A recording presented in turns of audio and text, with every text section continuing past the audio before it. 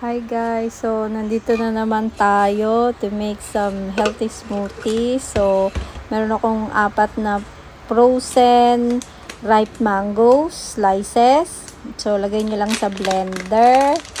And then lagyan nyo ng goji berries. Ito optional lang to, kung gusto nyo ng goji berries lagyan nyo, pero kung wala okay lang, no? So, lagay nyo lang kung gaano karami yung gusto nyong goji berries. So, naglagay ako ng konti lang according sa gusto ko.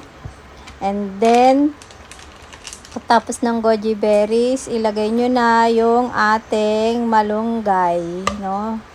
So, hinimay-himay ko na yan, no? So, nilagyan ko lang ng malunggay leaves. So, to napaka-healthy nito. Pero, tsaka maganda to para dun sa mga constipated, no?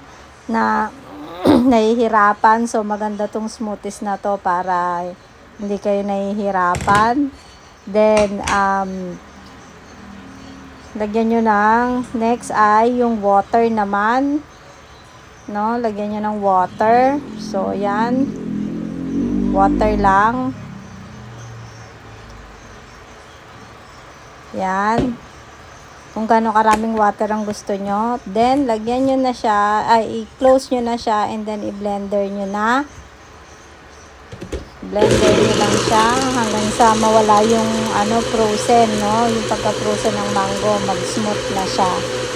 No, yan. So, isa siyang healthy green juice sa mga nahihirapan. So, mga constipated. So, yan.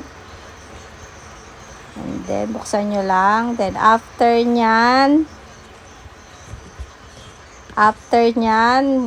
optional lang din to. Kung ayaw nyo nito, okay lang. Pero, kung gusto nyo maglagay ng chia seed, no? Mas healthy kasi yung chia seed, no? Anti-bloated.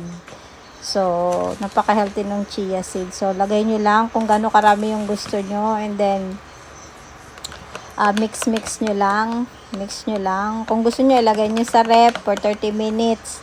Pero, pwede naman ding inumin na agad, no? So, yun lang po. Enjoy sa drinks. So, yung chia seed, binili ko lang yan sa Lazada. So, enjoy po your drinks.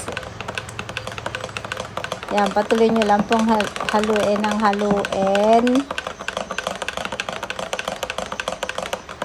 para mag-incorporate yung chia seed, no? Mas maganda kasi hindi kasi maganda kapag buo-buo yung chia seed, no? So, halo lang ng halo. And then, after nyan,